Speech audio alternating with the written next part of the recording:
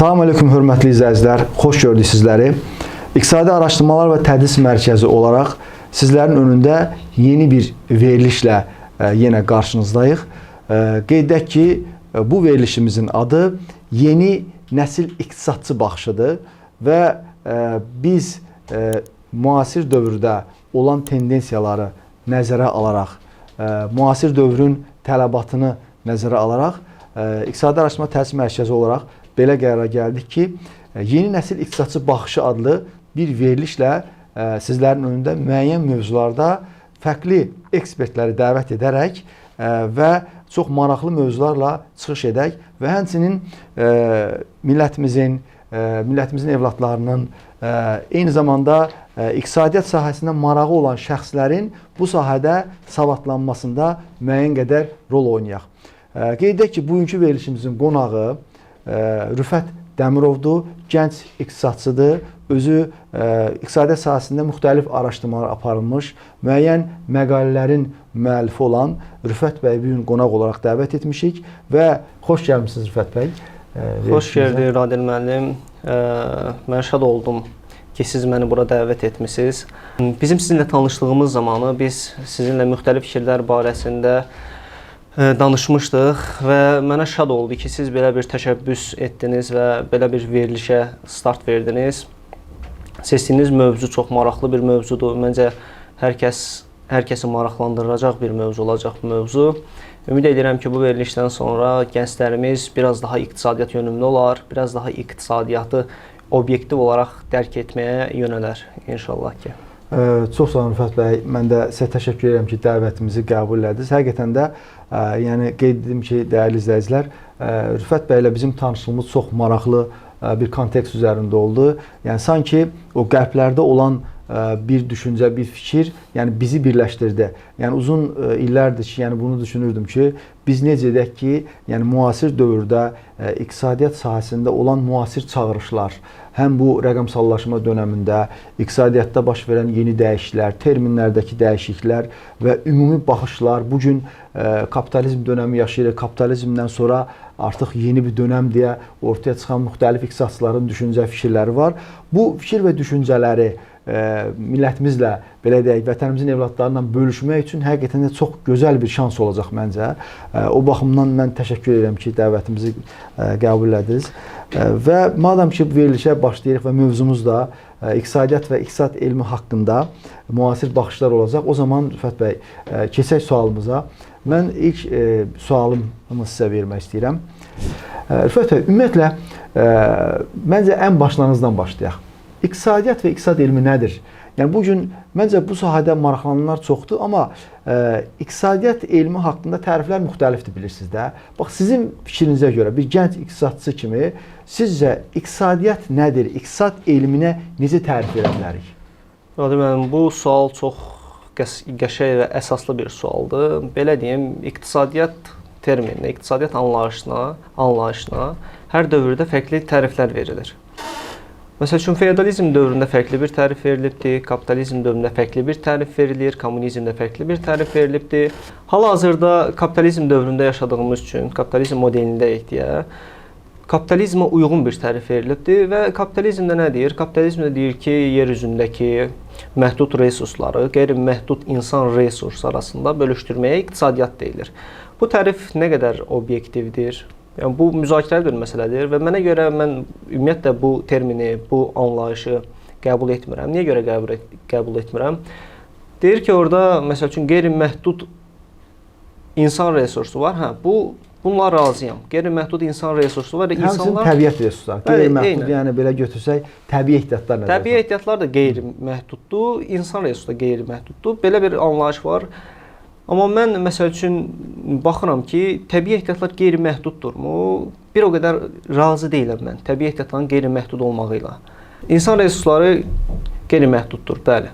Amma təbii ehtiyatlar qeyri-məhduddurmu? Yaradan bizə, Allah bizə, Cənab-ı Haqq bizə hər resursu, hər neyməti bolluğu ilə veribdir.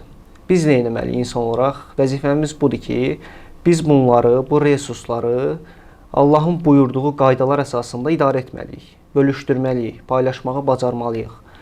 əxlaq standartlarına uyğun, etik qaydalara uyğun, ədalətli bir şəkildə, mərhəmətli bir şəkildə bu resursları bölüşdürməliyik. Bu resursları əgər biz bölüşdürə bilsək, dünya olaraq, insan oğlu olaraq daha yaxşı bir cəmiyyətə, daha yaxşı rifah səviyyəsinə nail ola bilərik. Və mənə görə iqtisadiyyata verilən tərif resursları Allahın buyurduğu qaydalar əsasında idarə etməkdir, yönləndirməkdir. Çox gözəl yerə toxundunuz Rüfət bəy. Əslində mən də tam sizin fikrinizlə razıyam. Hətta bunun üzərində bir təfəkkür etdikdə bugünkü dövrdə bilirik ki, çoxlu müharibələr baş verir. Və mən bu tərifi ilk dəfə İqtisad Universitetində oxuyanda Stanley Blue və McGonigal'in kitablarında gördükdə, yəni bunun üzərində təfəkkür edəndə ki, əgər təsəvvür edək ki, bir məhəllədə bir məhdud qızıl belə deyə paylayırlar. Məsələn, deyilsə ki, insanlar bəs orada qızıl paylanır və bu məhduddur və təbii ki, insanın da qızıla qarşı olan bir məhəbbəti, sevgisi və sevqiyyatı ora doğru getməyə sövq edir və indi bu qızıl misalı mən bir mədən misalı deyirəm. Təsəvvür etsək ki, uran bitir, belə təsəvvür edirik və təsəvvür etsək ən qiymətli ehtiyatlar, təbii ehtiyatlar bitir düşüncəsindən olan insan onu güclə, qüvvətlə əldə etmək sevqiyyatına, düşüncəsinə sahib olacaq.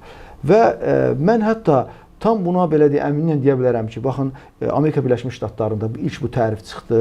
Ondan sonra Amerikanın mən İraqa hücum etdiyini gördüm. Suriyada olan müharibələrdə əsas rol oynadığını gördüm və ümumiyyətlə dünyada baş verən Əfqanistanda gedən müharibələr, SSR-nin Əfqanistana hücumu hamımız bilir ki, resurslar üzərində olan mübarizədir. Onlar hamısı bu resursların məhdud olması və bölüşdürülməsi düşüncəsində olduğuna görə, ona görə bu müharibələrə məncə elə sevq edən, təşviq edən təriflərdən biri də budur. Amma siz dediyiniz kimi, məsələn, əgər yenə baxış daha teokratik bir baxış olsaydı, səmavi kitablardan baxış olsaydı ki, məsələn, bütün səmavi kitablarda Allah buyurur ki, biz yer üzərində insanın yaşaması üçün lazım olan bütün ehtiyatları kifayət qədər verdik. Amma sadəcə siz özünüz bunu uyğun şəkildə bölüşdürməlisiniz və bunu tapmalısınız. Məsələn, dediyinizə qüvvət, məsələn, bugün neft ehtiyatları bitir, arxasınca yeni enerji mənbələri çıxır, alternativ enerji mənbələri çıxır. İnsan düşünüb təfəkkür etdiksə, görür ki, hər dəfə müasir bugün texnologiyanın gəldiyi nöqtəni də biz görürük. Bugün, məsələn, bir əsr bundan əvvəlki insana bugünkü kəşfləri ona göstərsəydi, telefonla bağlı, görüntü ilə bağlı və s.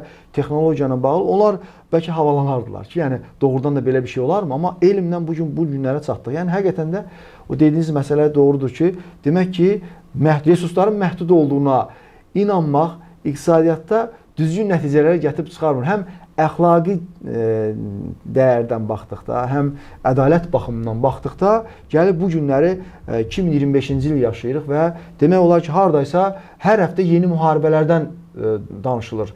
Yəni sanki yeni sabah dururuq ki, kimsə kiməsə hücum elədi, kimsə kimisə qorxutdu, kimsə kimisə ticarət belə deyək ki, yollarını bağladı və açıq ticarət savaşları gedir. Amerika, Çin, Avropa, ondan sonra yaxın şərqdə olan proseslərin tam şahidiyik və bu bir tırmanma dönəmi yaşayır. Yəni siz necə düşünürsünüz? Yəni bunun bir təsiri ola bilərmi Rüfət bəy? Bilirsiniz müəllim, lap əvvəlki sizin fikrinizdən başlayım, resurs məsələsindən başlayım. Mənə görə, subyektiv fikrimə görə bir insanın şuuru varsa, şuur ki, Allahın bizə verdiyi böyük nemətdir, insan resurssuz qala bilməz. İnsan şuuru daim böyüyür, inkişaf eləyir. Şuurlu bir insan resurssuz qala bilməz.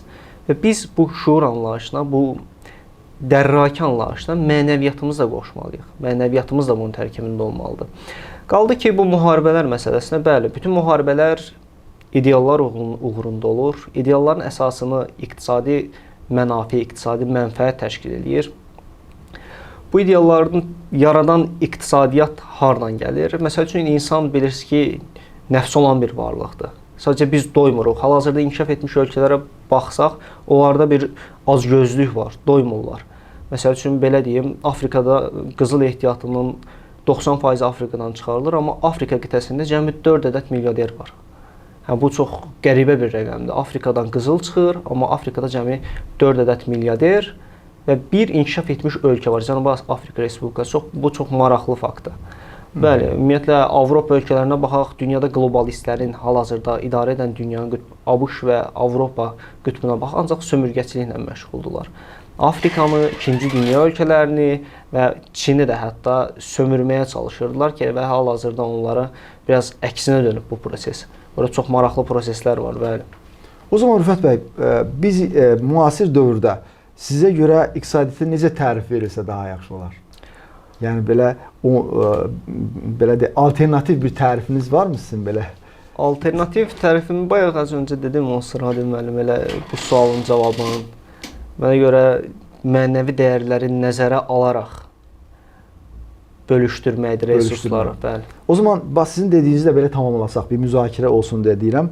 Yəni bir iqtisadiyyat dediyimiz, bir iqtisadçı dediyimiz şəxs mövcud olan resursları elə bölüşdürmək ki, hər kəs faydalansın. Bəli. Və bir iqtisadçı dedikdə dəyər axtarışında olan şəxs resursları o şəkildə bölüşdürmək ki, ədalətli bir nəticələr olsun, bəli, hər kəs razı qalsın və insanlar da maddi, mənəvi cəhətdən də xoşbəxt olsunlar. Bəli. Demək, iqtisadçının əsas hədəflərindən biri də bu ola bilər. Belə poetik bir tərəf də vermək olar. İqtisadiyyat nədir? İqtisadiyyat arzular və reallıq arasında bir körpüdür. İqtisadçı isə bu körpünü inşa edən şəxsdir. Belə poetik bir tərif vermək olar. Bir də biz iqtisadiyyat sözünün kökünə baxdıqda Rüfət bəy, iqtisad sözü qənaət sözündən götürülüb. Türklər buna təsarruf etmək deyir. Məsələn, bugün ailədə biz yaxşı iqtisadçı olan ailə sahibləri onların əldə etdiyi gəlirləri o şəkildə bölür ki, xərcləri tam ödəyir, hətta növbəti aya pul saxlaya bilir. Demək, bu pəncərədən baxsaq, iqtisadçı eyni zamanda təsarruf edə bilən şəxsdir, qənaət edə bilən şəxsdir. Yəni, resursları elə qənaət etmək ki, o gələcəkdə ona ən faydalı olsun. Məsələn, biz yəqin ki, əksər millətimizdən çox baxıb, Yusuf Peyğəmbərin bir filmi var.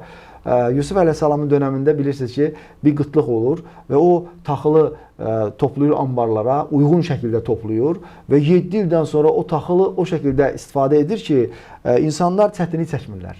Məsələn, demək ki, ən böyük iqtisadçılardan biri də elə Yusuf Peyğəmbər olub, belə çıxır ki. Təsərrüf etməyə bacarmışdır və təbii ki, yəni dediyinizə qüvvət, yəni çox haqlı yerə toxundu, çox doğru yerə toxundu. Çox sağ olun Rüfət bəy. Bəli, indi bax bu məqamda məndə belə bir sual yaranır ki, cəmiyyətin iqtisadiyyat elmini bilməsinə ehtiyacı haqqında soruşmaq istəyirəm Rüfət bəy. Yəni sizcə məsələn millətimizin iqtisadi savadlığının artması bizə nə verə bilər? Yəni iqtisadiyyat haqqında biliyin çoxalması. Yəni söhbət nədən gedir? Həm belə deyək, istər mütləq bizdə belə bir düşüncə var ki, iqtisadiyyatı ancaq iqtisadçılar bilər. Amma halbuki bu və digər şəkildə biz bu işin içindəyik. Təsarruf etməyə, qənaət etməyə içindəyik. Bəs əhalimiz bu barədə nə dərəcədə savadlıdır və bu savadlanmağa ehtiyac varmı? Cəmiyyətin idarə edilməsində bunun rolu nə qədərdir? Bu barədə bir fikriniz versəniz çox yaxşı olar. Mənim düşüncəmə görə və apardığım araşdırmalara görə iqtisadi savadlılığı olmayan bir cəmiyyət həqiqətən də inkişaf edə bilməyən bir cəmiyyətdir. İqtisadi savadlılığı olmayan bir cəmiyyət sadəcə mövcuddur, amma yaşamır. Təbii ki, iqtisadi savadlılıq mühüm bir şeydir. Məsəl üçün, mən buna tarixi bir misal da çəkə bilərəm. İsə dünya tarixinin ən böyük faciələrindən biri 2-ci Dünya müharibəsi var. 2-ci Dünya müharibəsinə aparan iqtisadi bir proses var. Məsəl üçün, Versal müqaviləsi var. 1-ci Dünya müharibəsində Almanlar uduzur, Versal müqaviləsi bağlanır. Versal müqaviləsindən sonra Almanlarda bir psixologiya yaranır. 1923-cü ildə hiperinflyasiya olur orada və devalvasiya olur.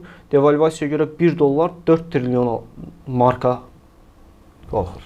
Bəli. Çox maraqlı bir prosesdir. 4 trilyon marka qalxmağı. Burada hiperinflyasiya olur. Psixoloji bir çöküş yaşayır Alman xalqı. Davamında 1929-cu ildə bu nasist hakimiyyətinin də hakimiyyətə gəlməyi ilə birlikdə Alman xalqının iqtisadi savadlılığı yoxdur deyə elə nasist hakimiyyəti başlayır Alman xalqını aldatmağa. Alman xalqında tutunacaq bir yeri yoxdur və gedib tuturlar elə Adolf Hitlerdən. Adolf Hitler onlara vədlər verməyə başlayır. Deyir ki, məsəl üçün hər kəsin maşını olacaq. Hər kəsin maşını olacaq şüarı altında Volkswagen markası yaranır.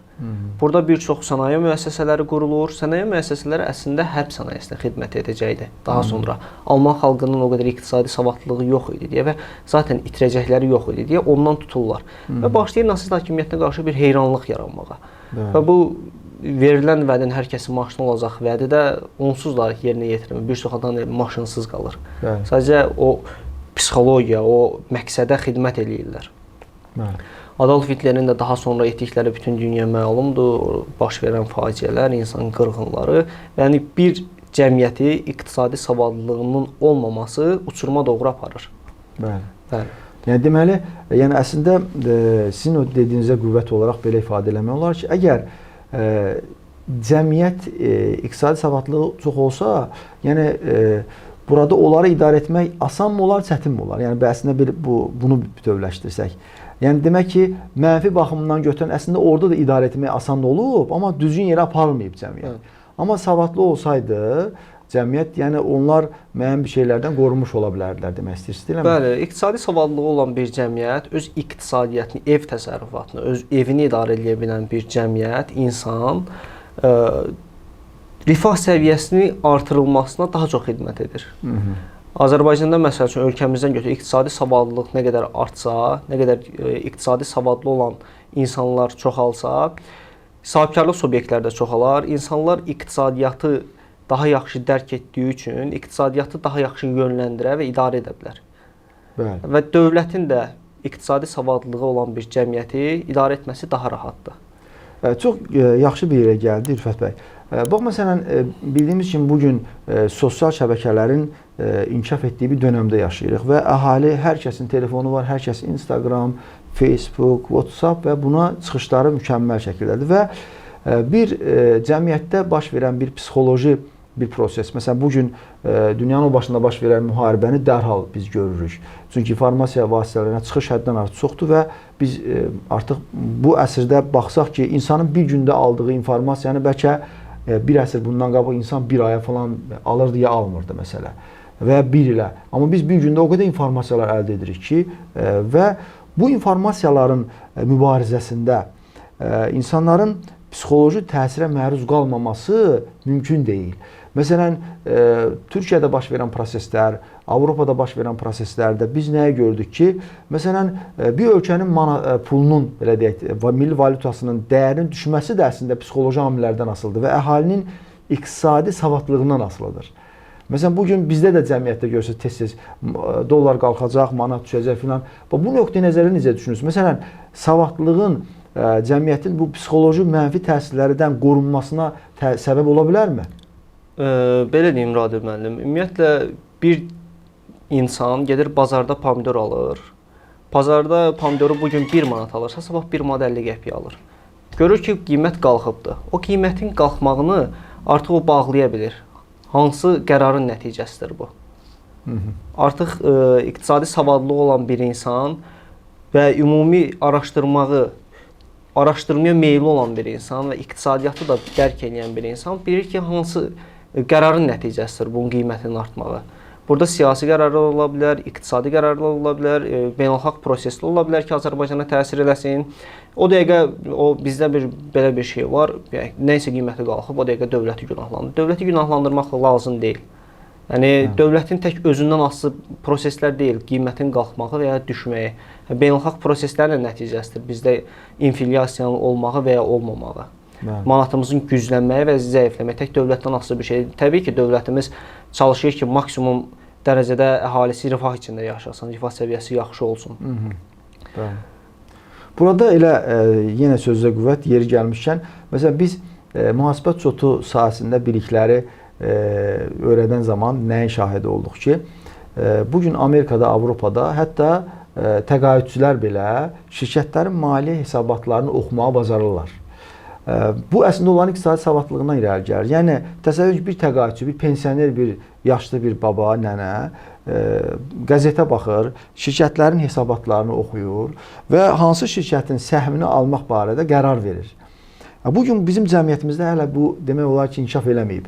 Tutam ki, hansısa bir yaşlı təqaüdçü bir baba, nənə baxsın ki, məsələn, A şirkətinin illik mənfəət zərəri bu qədərdir, mənfəətə çıxır, kapitalında bu qədər artım baş verib, yəni sərmayəsini artırıb, aktivlərində bu qədər artım baş verib, bu qədər dividend verir və mən bunun səhmini alım.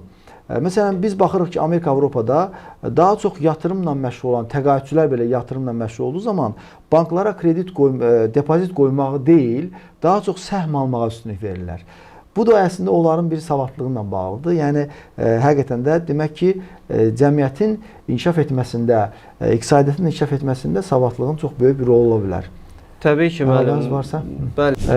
Elə bu məqamda Rüfət bəy, mən növbəti bir sual vermək istəyirəm sizə. Mən bu cəmiyyətin üzvlərinin öz evladlarını müxtəlif sahələrə yönləndirdiyinin artıq içərisində olduğuma görə, yəni siz də yəqin ki, bunu bilirsiniz, sizin iqtisadiyyat sahəsində hazırda təhsil alırsınız və biz nəyin şahidi oluruq ki, bu günləri Avropa, Amerika ilə müqayisə aparanda Azərbaycan, Türkiyə və inkişaf etməkdə olan ölkələrin valideynləri, belə deyək, bu ölkədə yaşayan valideynlər öz evladlarını iqtisadiyyat sahəsinə yönəltmək istəmirlər. Daha çox yəni yönəltmək istəyirlər. Məsələn, getsin həkim olsun, getsin mühəndis olsun. Sanki iqtisadiyyata belə çox yüngül bir elm kimi baxırlar. Və mən dəfələrlə şahid olmuşam. Bu ölkənin adlarını çəkməyəcəm, ən tanınmış nüfuzlu liseylərində oxuyan şagirdlər daha çox həkimliyə və mühəndisliyə yönəlirlər. Mən onlara soruşanda səbəb nədir? Perspektivi daha çox orada görürlər. Amma biz Amerika, Avropaya baxdıqda isə biz nə görürük? Oradakı şəxslər öz evladlarını iqtisadiyyat sahəsinə, menecmentə, idarə etməyə, liderliyə və daha çox sosiologiya ilə bağlı olan sahələrə yönləndirirlər. Və nəticə etibarilə orada iqtisadiyyat daha üstünlük təşkil edir. Və sanki bir təbliğat var ki, bizi kimi ölkələr iqtisadçı olmasın, bizi kimi ölkələr daha çox işçi olsun, həkim olsun, mühəndis olsun və IT-şnik belə deyək də biz görürük, yəni ən çox nədən və son zamanlarda bu süni intellektlə bağlı məsələlər də belə deyək ki, dəbə mindiyinə görə hər kəs süni intellektdə, yəni sanki birilərinin belə deyək ki, istiqamətlənməsindən millətimiz ona doğru gedir. Mən bunu türklərdən də şahidi oldum ki, türklər deyirlər ki, sanki get mühəndis ol, sonra iqtisadçı ola bilərsən. Yəni sanki iqtisadiyyat o qədər asandır ki, bunu olmaq daha rahatdır. Yəni ikinci bir peşə kimi. Yəni siz nə düşünürsünüz? Yəni ümumiyyətlə bu yöndə bizim cəmiyyətimiz düzmü düşünür? Amerika nə üçün o düşüncədədir ki, yəni onlar öz evladlarını idarə etməyə, menecmentə, liderliyə, iqtisadiyyatı daha dərindən öyrənməyə və xüsusən bugünkü dövrdə maliyyə çox önəmli bir şeydir. Maliyyə bazarlarında dəyişikliklər, bu sahəni bilməyən insanlar artıq məsələn baxırsan ki, Forex bazarında aldanırlar. Mən nə qədər yoldaşlar tanıyıram ki, girdilər ora, orada müəyyən problem yaşadılar və s. Yəni bax bu gün sizin düşüncənizə görə yəni bizim valideynlərimiz düzmü düşünür evladlarını mühəndisliyə, həkimliyə və Amerika buradakı əsas çıxarı nədir? Bu barədə bir fikriniz var. Mən belə deyim, ümumiyyətlə bu bizdəki bu düşüncə övladım mütləq polis olmalıdır, həkim olmalıdır, bir mühəndis olmalıdır. O nə ilə bağlıdır? Bizdə valideynlər bu sosial psixologiyadan da bağlı bir şeydir. Bu insanlar planlı iqtisadiyyatdan çıxıblar, kommunizmdən çıxıblar. Onunla da bağlı bir şeydir məncə. Bu insanlar düşünürlər ki, mənim övladım polis olsa, mühəndis olsa, həkim olsa, ölənə kimi bunun çörəyi var, bunun pulu olacaq. Yəni garanti bir sahə kimi baxırlar, amma Avropada, Amerikada belə deyil. Amerikada, Avropada açıq bazardır. Yəni orada rəqabət təməlli bir bazar var. Və o insanlar dərk eləyir ki, yəni mühəndislik, polislik və həkimliklə müəyyən bir yerə kimi getmək olur. Yəni müəyyən büdcə daxilində sən bir ömür yaşayırsan, amma iqtisadiyyata yönələndə yəni hal-hazırda baxıram, məsəl üçün dünyadakı milyarderlərin harca 80%-ə yaxını iqtisadçıdır. Yəni belə deyim də, bu insanlar bilir ki, bizdə cəmiyyət garanti kimi baxır və görürlər ki, mənim övladım polisliklə, həkimliklə ölənə kimi yaşayacaq da, inkişaf eləməyəcək, sadəcə yaşayacaq, sadəcə mövcud olacaq və ailəsini minimal əmək haqqı ilə, müəyyən minimal olmasa müəyyən əmək haqqı ilə dolandıracaq. Avropadakı amma elə yanaşmır. Amerikadakı elə yanaşmır. Amerikadakılar, Avropadakılar daha çoxuna çalışır. Və onlar daha çoxuna çalışdıqca müəyyən sahibkarlıq subyektləri, sahibkarlıq obyektləri qurulur, sahibkarlıq subyektləri yaranır, fərqli-fərqli və bunlar da bir ölkənin zaten iqtisadiyyatını təşkil edən ən əsas meyarlardan biridir. Bəli. Bəli. Ümumiyyətlə o sizin dedikdə mənə ağlıma gəldi ki, həqiqətən də bunun da şahidi olmuşuq ki, elə bir ki millətimizdə bu özəl sektordan bir qorxu var. Sanki özəl sektora bir daimi kimi baxmırlar, siz demiş. Bəli.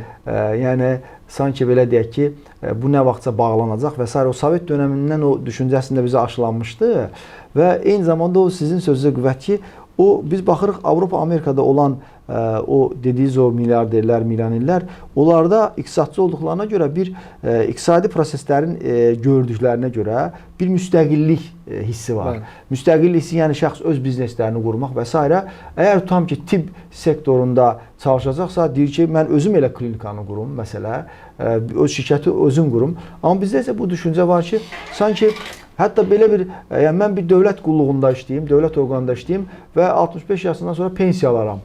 Yəni daha çox pensiyaya odaqlı, hələ biz bilmirik ki, o yaşa çatacağıq, çatmayacağıq. Yəni bir də işin o tərəfi var, siz demiş. Yəni bu həqiqətən də bu cəmiyyətimizdə bəli, var. o elə planlı iqtisadiyyatdan qalma bir şeydir. Yəni planlı iqtisadiyyat nə idi? Hər şey bərabər şəkildə bölüşdürülürdü. Yəni insanları qaranti altına alırlar. Yəni gündəlik yeməyimizi, içməyimizi qaranti altına alırdılar, amma bizim inkişafımızı qaranti altına almırdı planlı iqtisadiyyat. Amma hal-hazırda kapitalist dövrdə olduğumuz üçün, məsəl üçün Amerikada, Avropada nəhəng firmalar, nəhəng müəssisələr qurulur. Azərbaycanda niyə olmasın? Və bu yerdə Azərbaycanda da iqtisadi savadlılığının Azərbaycanın iqtisadi savadlılığının artırılmasına ehtiyac var. Məsəl üçün Türkiyəyə baxırıq, hal-hazırda Türkiyə sırf bu yöndə gedir. Yəni onlar istəyirlər ki, hər şey yerli və milli olsun. Onlar istəyirlər ki, daxili bazar daha da inkişaf etsin, daha da rəqabətə dözümlü formada olsun, öz milli brendləri olsun. Bəli. Bəli, biz də o yolda addımlamalıyıq. Əslində mənim növbəti sualım da o olacaqdı. Çox yaxşı bir nöqtəyə çatdıq. Deməli, artıq biz Amerikada gedən prosesləri müzakirə elədik. Azərbaycanda bu sahədə savadlılıq məsələsi ki, yəni bizdə, cəmiyyətimizdə bax bu nöqteyi nəzərdən ehtiyacı nə dərəcədə görürsünüz? Yəni iqtisadi savadlılıq artırılması vacibdirmi? Yəni həm əhali olsun, belə deyək, həmçinin həkimlərin arasında, müəllimlərin arasında, eyni zamanda şagirdlər belə. Məsələn, bir dönəm vardı ki, mən özüm bir müddət bir liseydə deməli iqtisadiyyat müəllimi olaraq çalışdım. 9-cu sinifdən başlayaraq biz iqtisadiyyata giriş fənni keçirdik. Sonradan o fənni ləğv elədilər.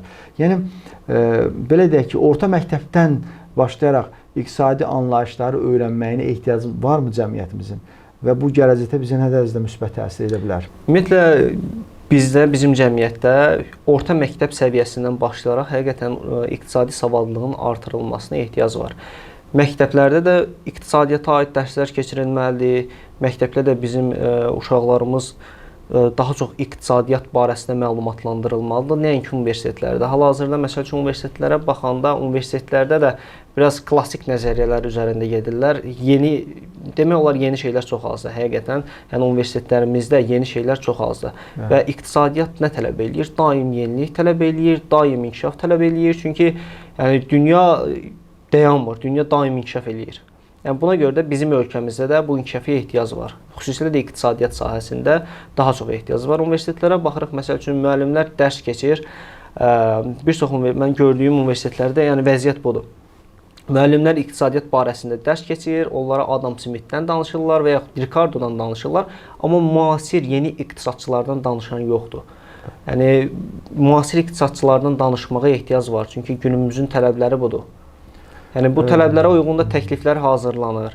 Yəni alqoritm iqtisadiyyat var, texnofeodalizm var. Bunlardan bizim insanlar xəbərdar olmalıdır. Bunlar çox dərin və çox əsaslı mövzulardır və yeni iqtisadiyyatdır.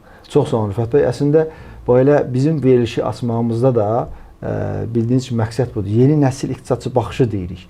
Yəni bu gün o ehtiyacları ödəmək üçün indi biz belə deyək ki, öz çapımızda İqtisadi Araşdırma Tədris Mərkəzi olaraq bunu bundan sonra mən elə izləyicilərə müraciət edirəm ki, ola bilsin ki, hansısa bir yoldaşlar öz fikirləri ola bilər. Məsələn, sizi kimi gənc iqtisadçıdır. Məsələn, xeyli ədəbiyyatlar oxuyub. Müasir o dediyiniz texnofeodalizm məsələsi var.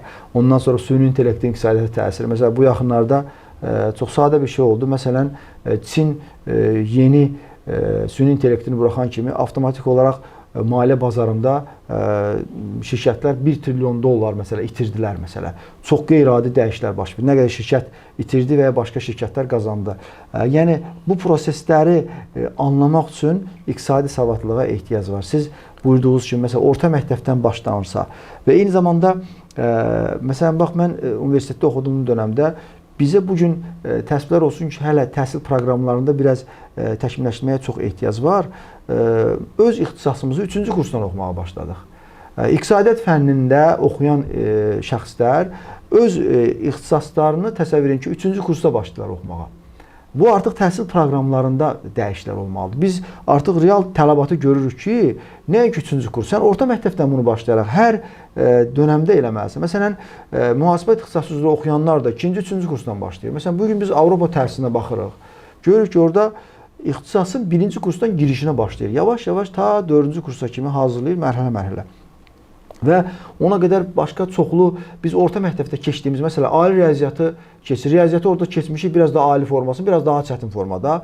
Coğrafiyanı keçmişik, coğrafiyanı biraz daha çətinləşmiş formada. Və gəlir 3-cü kursda başlayır ixtisası keçməyə. Yəni bu da artıq bir tələbənin yetişməsində kifayət eləmir. Siz bu barədə nə düşünürsünüz? Yəni, universitetlərin bununla bağlı məqsədi nədir? Universitetlər düşünür ki, 3-cü kursa və ya 4-cü kursa kimi bu tələbədə bir təməl yaradım. Fərqli ixtisasları buna tədris edərək bir təməl yaradım. Amma universitetlər hal-hazırda Azərbaycanda fikirləşmir ki, bu təməli biz artıq çürüməkdə olan daşlarla və artıq çürüməkdə olan materiallarla eləyirik. Və o çürüməkdə olan materiallarla qurulan bir bina sağlam bir bina heç vaxt olmayacaq. Bunu daha tez başlamaq lazımdır. Məsəl üçün iqtisadiyyatdırsa bizim ixtisasımız, iqtisadiyyat yönümlü ixtisasların keçirilməsi daha uğurlu olardı məncə. Bəli, düz buyurursunuz Rüfət bəy. Yəni çox gözəl bir müzakirə oldu. Mən sizə dərin təşəkkürümü bildirirəm. İzləyicilərə deyim ki, yəni bu gün biz iqtisadiyyat haqqında, iqtisadiyyata yeni baxışlar haqqında bir müzakirə apardıq və yeni nəsil iqtisadçı baxışı verilişində biz sizlərlə daha tez-tez görüşəcəyik inşallah və irəlidə həm Rüfət bəylə, həm ölkəmizdə digər tanınmış ekspertlərin, ixtisasçılarla bu mövzuda çıxışlar eləyəcəyik. Bu mövzuda ətrafında maraqlı müzakirələr aparacağıq. Ona görə sizlərdən xahiş edirəm ki, bizim bu verilişimizi bəyənəsiniz və daima izləyicimiz olasınız və tam əmin edirəm ki, yəni sizin ehtiyacınıza uyğun yeni mövzular müzakirə eləyəcəyik və bugünkü verilişimiz bu qədər. Çox sağ olun Rüfət bəy. Çox sağ olun. Sağ olun, növbəti verilişlərdə görüşənədək.